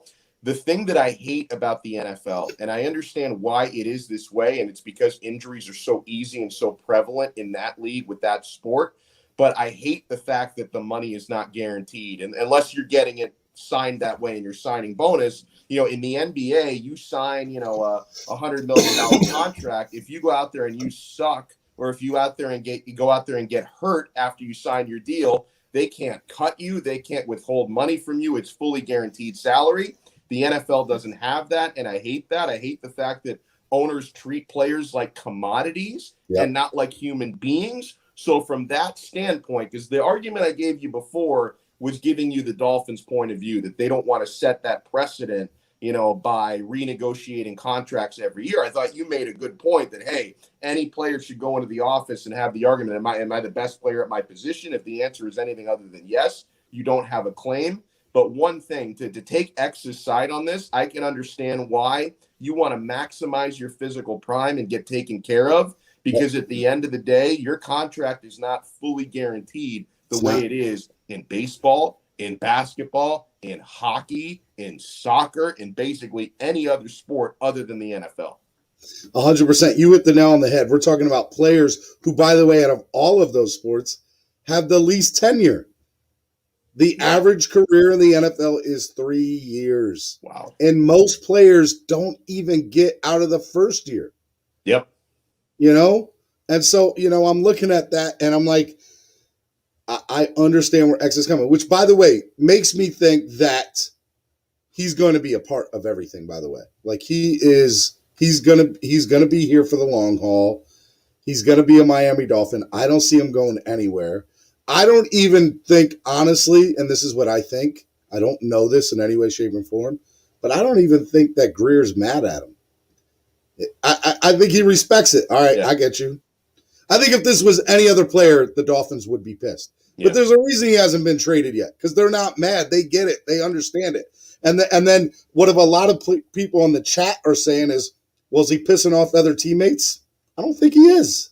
Yeah, that's a good point as well. Yeah, I mean, hopefully they understand that this guy's trying to get his bag because he earned it, and maybe I didn't earn it the way that he did. And what you brought up about Chris Grier is true as well.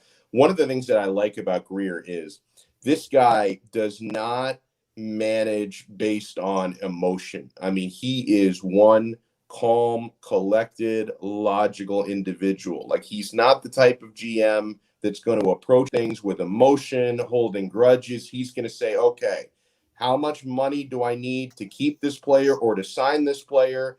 How can we work this out? We're going to get the math people involved. We're going to get the capologists in here. We're going to do our magic. Can we keep this player? Can we re-sign this player? How much can we re-sign him for? Does it make business sense to do it? We don't have Donna Ponte anymore. That's why. You're right. She's working. She's with the NFL. Right? She's like number 2 in the NFL. That's right. I knew she had some. Mark my words. I'm not playing with you. I think she's going to be the next NFL commissioner. Hey, listen, it's probably better than the bozo we have right now. I mean, she can't do any worse than the bozo we have in there now. Look, I'm not a big. You know what? That's a lie. I do like what's his face from Barstool. I like it too. The Dave Portnoy. Dave Portnoy. Yes. Dave Portnoy. Yeah. He made those shirts that have the clown face. For him. Right. He's a Patriots fan. I don't like him from that standpoint. Yeah. And he talks crap about the Dolphins all day long. But I respect his hustle, right? Like, I respect his business sense and everything. That guy's so rich now. Bro,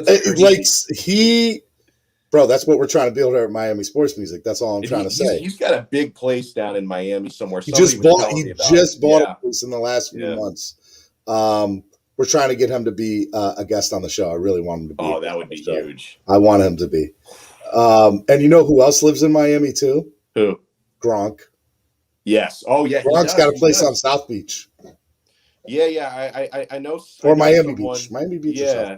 Yeah. You remember that year when he was retired a couple of years ago? He was hanging out and partying down in Miami like it was nothing. Yeah, like I know somebody who was like, "Oh my God, Gronk turned up in my yoga class." Like, I look over and Rob Gronkowski is in their yoga class. It was like, "Oh my God, what's that?" And honestly, that probably helped them. I don't do yoga. I probably should, because I've heard so many amazing stories about how it can help. Tony Gonzalez. Yeah, Tony Gonzalez did it. And he changed his diet. He went fully vegan and did yoga, and he said it added 7 or 8 years to the end of his career.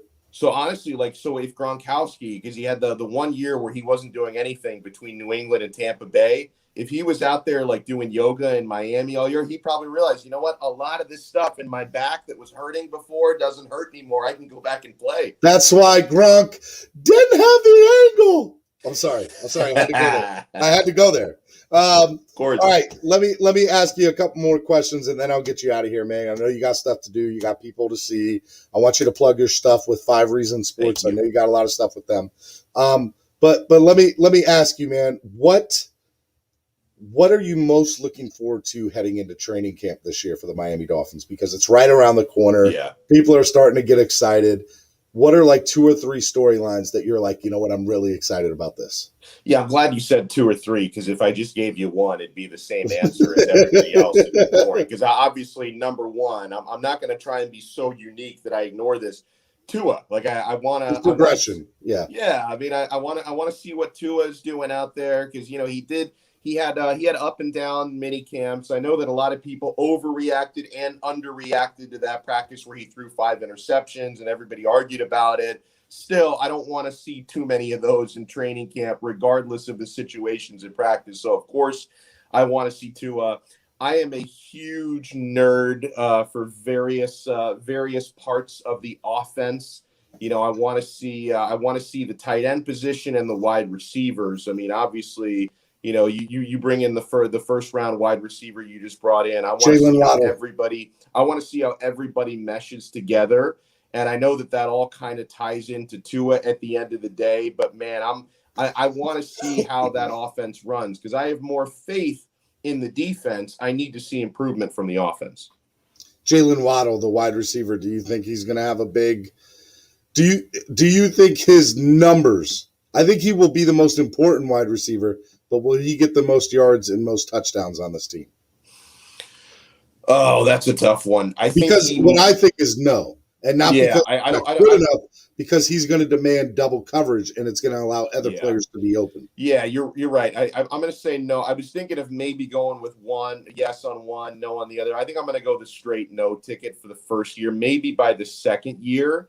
So I'm going to go no on that. And that partially will depend on how healthy the other guys are, because Will Fuller, if he can have a healthy season, he could be in that conversation. Devontae Parker, if he can be healthy for more than like 2/3 of the season, he could be in that conversation as well. Preston Williams as well, who never, So you got a lot of guys who struggle to stay healthy. But as far as Jalen Waddle goes, man, even on the games where he's not putting up the big fantasy stats, he's going to be stretching defenses. He's going to be taking coverages away from Devontae Parker and Will Fuller. He's going to be opening things up for the running game. So, yeah, he's going to have an impact on this offense, even if he's not necessarily, getting 6 or 7 catches for 120 yards every single game. He's probably going to have a couple games like that, a few games like that, not 17 games like that, but he's going to be opening things up for the rest of these guys.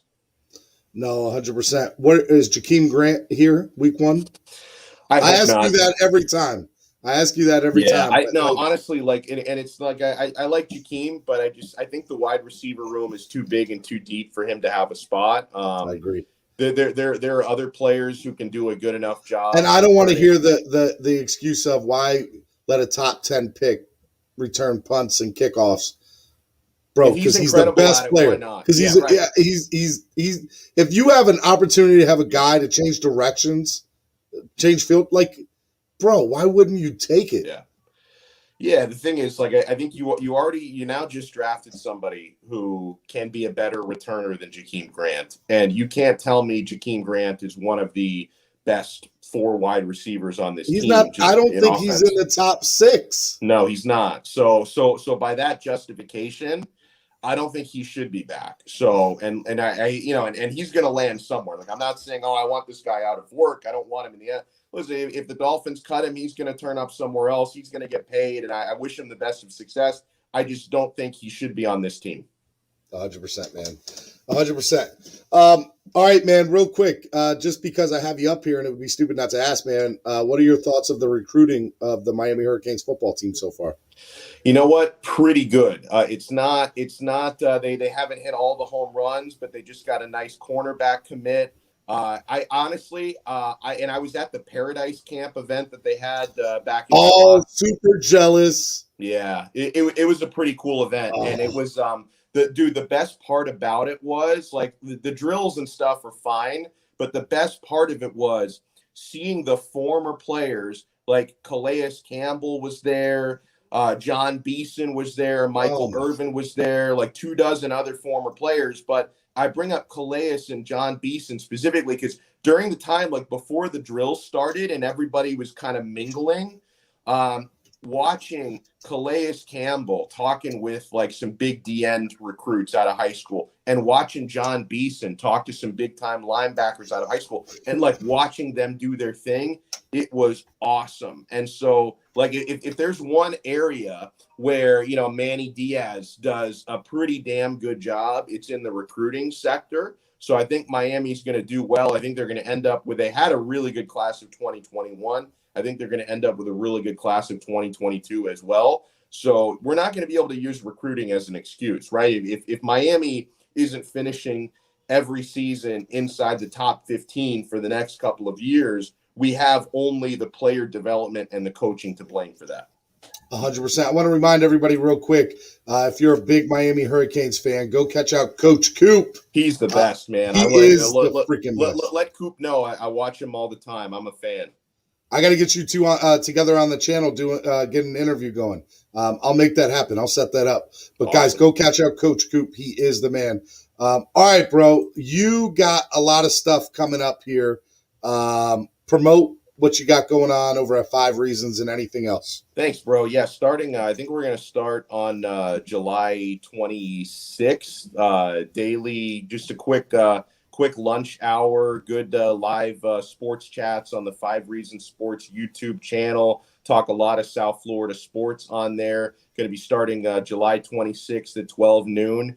And I also want to let people know, I don't know how much of a crossover there is with this audience. But if there's any, we would appreciate it. I've also been working my butt off for the last 14, 16 months or so on my my soccer channel. We primarily cover Italian soccer, which is appropriate today because Italy just won Euro 2020. I know it's Italy. Yes, the Azzurri, they just won Euro 2020 yesterday, beating England in penalties. So I think my co-host and I, Jerry Mancini, I think we're going to do a live YouTube tonight. It's the Calcio Connection channel, CALCIO Connection. Calcio is how you say soccer in Italian.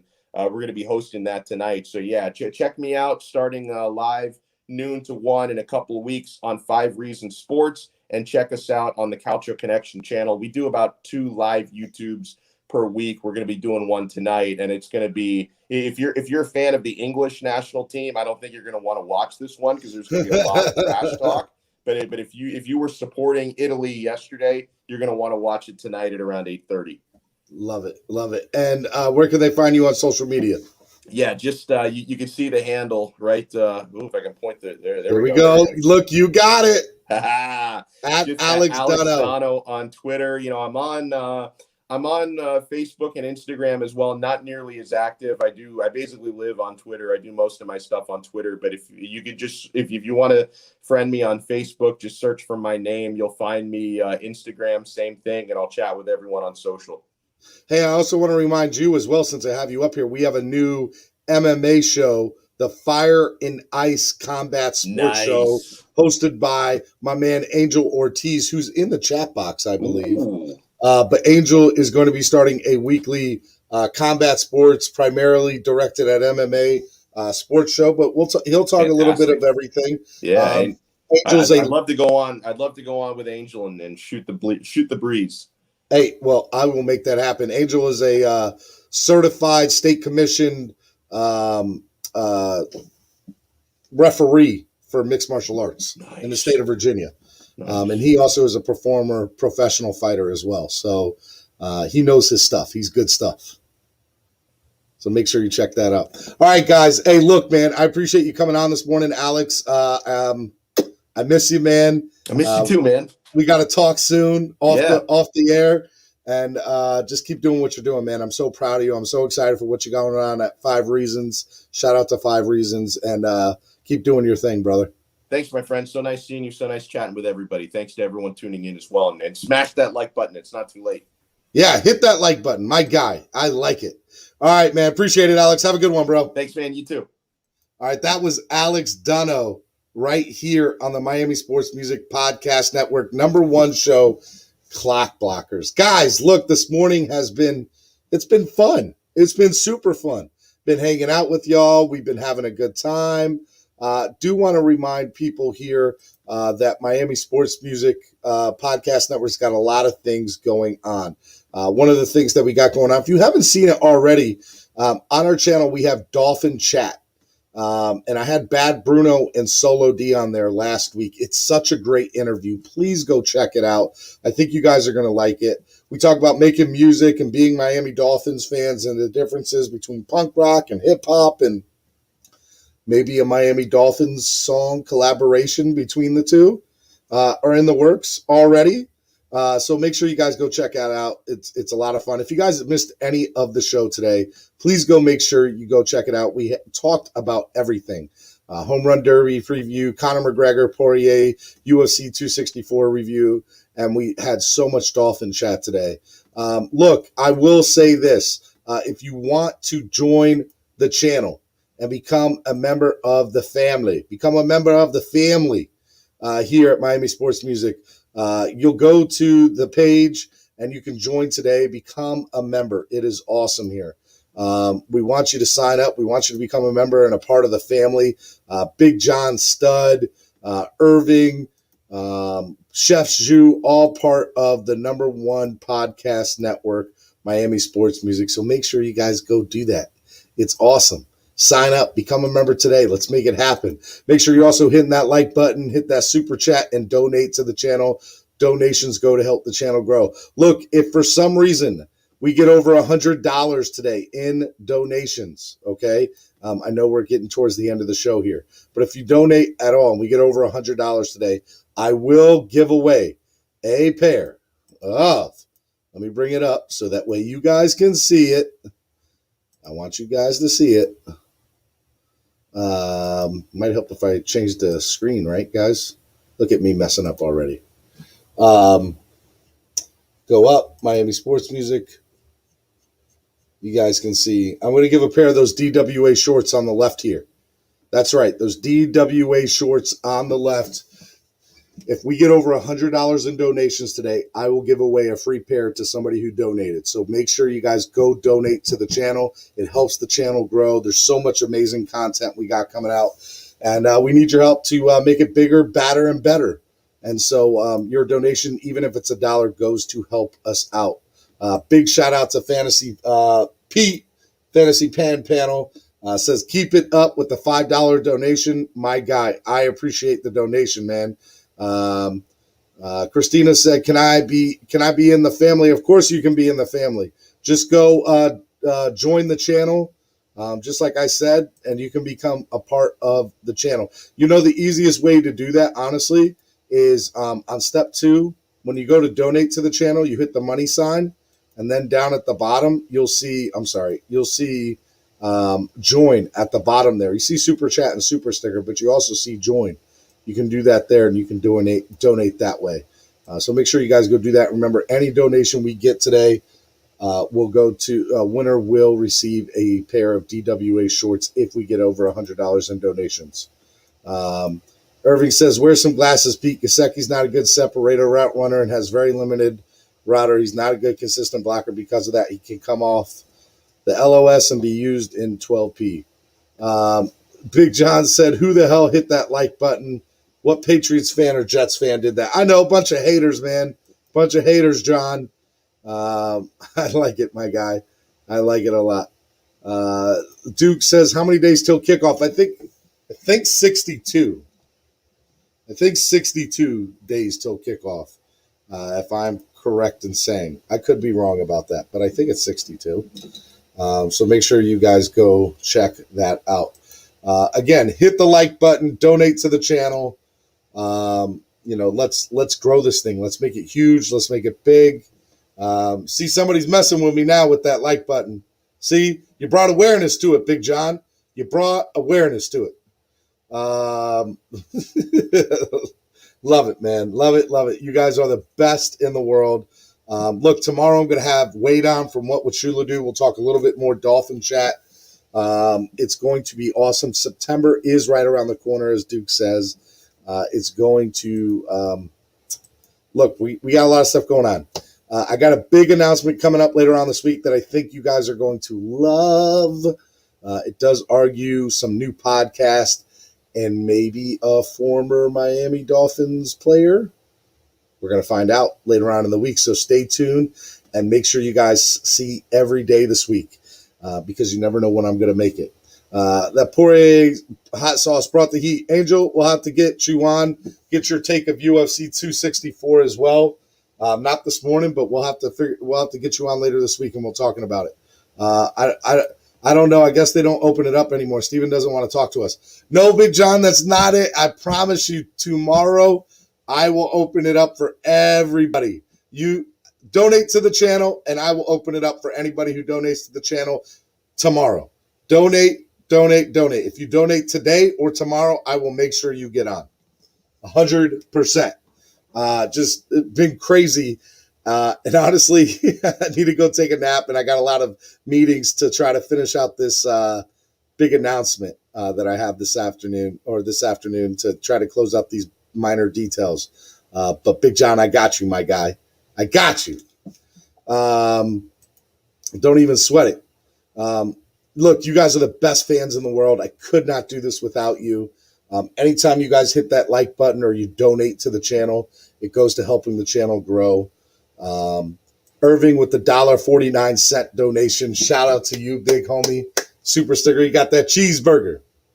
I like it, man. That's a good one. I like it. Guys, donate. Even if it's $1, it goes to helping the channel grow. Just understand that. It is that big of a deal. Irving understands the value of it. It's great. Fantasy Pan, I don't want no free fries. I want those fries you have to pay for. Pete, I love it, man. When y'all get going, y'all get going. When y'all bring into this chat box, it is too much. Y'all are the best, I have to say. Brought in that French fry and LOL. I was about to ask what area code that is. LOL 149 Zimbabwe. Yes. We do area code donations. So whatever area code you're in, if you live in the 305, you can do $30.50. Or you can do $3.05. If you live in the 909, you can do $90.90. Or you could do $9.09. It doesn't matter. Area code donations are one of the coolest things when we donate, because we get to see where you're from. You get to help the channel, and it's always a fun time. Area code donations are great, so just donate whatever your area code is.